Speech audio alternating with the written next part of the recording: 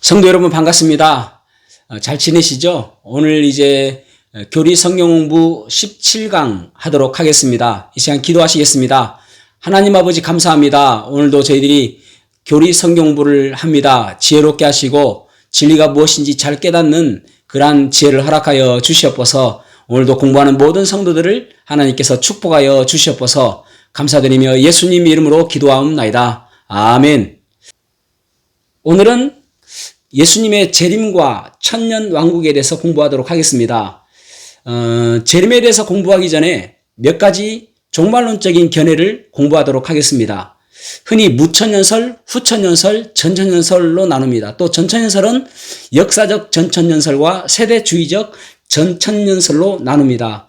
무천년설이라고 하는 것은 무엇인가 하면은 예수님께서 부활하신 이후에 7년 환란이 있고 또 예수님의 재림이 있고 그 이후에 백보자 심판이 있는데 그 예수님께서 부활하신 이후에 그 천년 왕국 기간을 상징적으로 보는 것입니다. 정확한 연수가 아니라 상징적으로 보는 것입니다.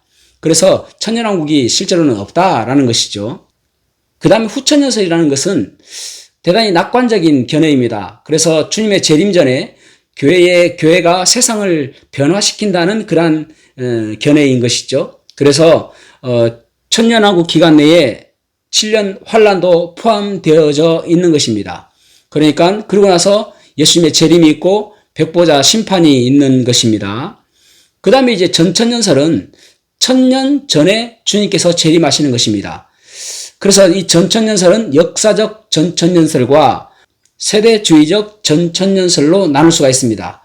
역사적 전천년설과 세대주의적 전천년설의 차이는 무엇인가 하면은 교회가 환란을 통과하느냐 통과하지 않느냐입니다. 그래서 역사적 전천년설은 환란 통과설을 믿고 세대주의적 전천년설은 환란을 통과하지 않고 이제 7년 환란이 있기 바로 첫 시작할 때에 교회는 휴거당하고 그리고 그래서 예수님께서 공중에 강림하시고 그리고 이 땅에는 7년 환란이 있고 그 다음에 이제 7년 환란이 끝난 다음에는 예수님께서 지상 재림을 하시고 그리고 천년왕국이 있고 그 이후에 백보자 심판이 있고 백보자 심판을 통해서 이제 지옥으로 갈 사람들을 그렇게 보내는 그런 것들이 이제 세대주의적 전천년설이라고 할 수가 있습니다. 그러면은 왜 무천년설과 후천년설과 또 역사적 전천년설 또 세대주의적 전천년설이 이렇게 구분이 되어지는가 하면은 교회와 이스라엘의 관계 때문에 그렇습니다. 초대교회 때부터 점점 천주교화 되어졌죠. 그러면서 종교개혁은 루터가 1517년 10월 31일 날 종교개혁을 일으켰습니다. 16세기죠. 그리고 칼빈도 기독교 강요를 발간한 연도가 1536년입니다. 그때를 종교개혁으로 본단 말이에요. 그러니까 그때에 이스라엘이 없었습니다. 이스라엘 나라가 없었죠. AD 70년에 망하고 이스라엘 사람들이 모두가 다 흩어져 버렸습니다. 유대인들이 다 흩어져 버렸죠. 그리고 나서 이제 1948년 5월 14일 날 이스라엘이 독립했습니다. 그러니까 그 전에 1500년대에 16세기 때는 이스라엘이 없기 때문에 하나님께서 아브라함에게 약속하셨던 그 땅에 대한 계획이 없는 것입니다. 안 보이는 것이죠. 이스라엘이 보이지 않니, 이스라엘이 없으니까. 그래서 그렇다면은 이 축복을 누가 받는가 했을 때에 교회가 받는다고 생각했던 것입니다. 그래서 교회와 이스라엘을 무천년설 또 후천년설 그리고 역사적 전천년설을 믿는 사람들은 교회와 이스라엘이 같다라고 주장하는 것이고 그 다음에 교회와 이스라엘은 다르다라고 주장하는 것이 세대주의적 전천년설입니다. 그러니까 교회와 이스라엘이 같다라고 하니까 역사적 전천년설도 환란 통과하게 되는 것이죠. 그러나 세대주의적 전천년설은 환란을 통과하지 않고 그 전에 휴거를 당한다라고 그렇게 믿는 것입니다. 그 차이를 아시면 되겠습니다. 자, 그러면은 오늘 11번 그리스도의 재림에 대해서 보도록 하겠습니다. 그리스도의 재림은 7년에 걸쳐서 이루어지죠. 그러니까 공중 강림부터 지상 재림까지 7년에 걸쳐서 이루어지게 되어집니다. 단 한 번으로 이루어지는 것이 아니라, 그래서 먼저 공중 강림을 보면은 성도들은 휴거를 당하는 것입니다. 주님께서 공중에 강림하시고 성도들은 휴거 당하게 되는 것이죠. 이것은 자신의 백성을 위해서 오시는 단계입니다. 공중 재림에 대해서 예수님께서도 말씀하셨습니다. 요한복음 14장 1절에서 3절에 보면은 이제 예수님께서 제자들을 떠난다고 하니까 제자들에게 근심이 생겼습니다. 그러자 예수님께서 너희는 마음에 근심하지 말라. 하나님을 믿으니 또 나를 믿으라. 내 아버지 집에 거할 곳이 많도다. 그렇지 않으면 너희에게 일러쓰리라. 가서 너희를 위해 거처를 예비하면 내가 다시 와서 너희를 내게로 영접하여 나 있는 곳에 너희도 있게 하리라. 아멘. 그러니까 예수님께서 지금 떠나실 때에, 승천하실 때에 우리들을 위해서 거처를 예비하러 가신다라고 말씀하고 있습니다. 그래서 거처가 다 예비되어지면은 다시 우리를 데리러 오시겠다라고 말씀하시는 겁니다. 사도 바울도 예수님의 공중 강림에 대해서 이야기하죠. 고린도전서 15장 51절에서 53절 말씀 보겠습니다. 보라 내가 너희에게 비밀을 말하노니 우리가 다 잠잘 것이 아니요 마지막 나팔에 순식간에 호련히 다 변화되리니 나팔 소리가 남의 죽은 자들이 썩지 아니할 것으로 다 살아나고 우리도 변화되리라. 이 썩을 것이 반드시 썩지 아니할 것을 입겠고 이 죽을 것이 죽지 아니할 것을 입으리로다. 아멘. 어느 날 우리가 갑자기 주님께서 이 공중에 강림하실 때에 썩지 아니할 것으로 다 변화된다라는 것이죠. 우리의 몸이 부활한다는 것입니다. 죽은 자들이 일어나고 그렇게 부활한다는 것이죠. 자, 데살로니가서 4장 16절에서 17절 말씀도 보겠습니다. 주께서 호령과 천사장의 소리와 하나님의 나팔 소리로 친히 하늘로부터 강림하시리니 그리스도 안에서 죽은 자들이 먼저 일어나고, 그러니까 주님께서 이 땅에 강림하실 때에 먼저 부활하는 사람들이 있습니다. 그리스도 안에서 죽었던 사람들, 교회 시대 때에 죽었던 그런 성도들이 다 호련히 변화가 되어서 부활한다는 것이죠. 죽은 자들이 먼저 일어나고 그 후에 우리 살아남은 자들도 그들과 함께 구름 속으로 끌어올려 공중에서 주를 영접하게 하시리니 그리하여 우리가 항상 주와 함께 있으리라. 아멘. 그러니까 우리가 주님께서 공중 강림하실 때에 호련히 우리가 변화된 모습으로 공중에서 주님을 만나게 되어진다라고 말씀하고 있는 것입니다. 이것이 공중 강림, 다른 말로 휴거라고 할 수가 있는 것이죠. 자, 그 다음에 이제 그 7년 후에 주님께서 지상 강림하시는 내용이 나옵니다. 그러니까 다시 말씀을 드리자면은 예수님께서 이 재림은 7년에 걸쳐서 하신다라는 것이죠. 그래서 지상 강림이 나옵니다. 자신의 백성과 함께 오시는 단계입니다. 예언이 되어 있죠. 에녹이 예언했습니다. 아담의 7대 손 에녹이 이 사람들에 대하여도 예언하여 이르되 보라 주께서 그 수만의 거룩한 자와 함께 임하셨나니. 아멘. 그리고 또 다윗도 시편 24편 9절에서 10절에 주님께서 지상 재림하실 것을 말씀하고 있고, 그리고 이사야도 주님께서 재림하실 것을 말씀합니다. 자, 이사야 25장 8절에서 9절 말씀을 같이 읽어보겠습니다. 시작. 사망을 영원히 멸하실 것이라. 주 여호와께서 모든 얼굴에서 눈물을 씻기시며 자기 백성의 수치를 온 천하에서 제하시리라. 여호와께서 이같이 말씀하셨느니라. 그날에 말하기를 이는 우리의 하나님이시라. 우리가 그를 기다렸으니 그가 우리를 구원하시리로다. 이는 여호와시라.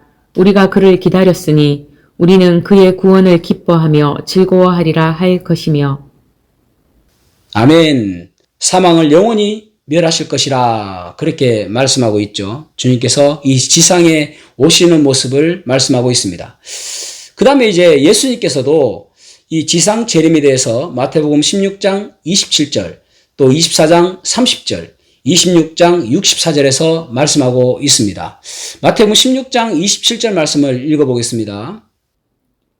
인자가 아버지의 영광으로 그 천사들과 함께 오리니 그때 각 사람이 행한 대로 갚으리라. 아멘. 그렇게 말씀하고 있습니다. 바울도 데살로니가 후서 1장 7절에서 말씀하고 있습니다. 환난을 받은 너희에게는 우리와 함께 안식으로 갚으시는 것이 하나님의 공리시니 주 예수께서 자기의 능력의 천사들과 함께 하늘로부터 불꽃 가운데 나타나실 때에 아멘. 하늘로부터 불꽃 가운데 이 땅에 내려오신다라고 말씀하고 있습니다. 그리고 성취하실 일이 무엇인가?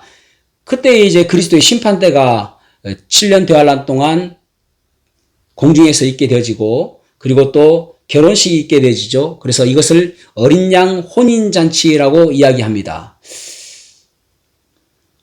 그리고 이 땅에 오시면서 아마겟돈 전쟁이 나죠. 그때 주님께서 대장 되셔서 모든 적들을 물리치시는 것을 우리가 보게 되어집니다. 자, 그리고 그리스도의 천년왕국 통치에 대해서 보도록 하겠습니다.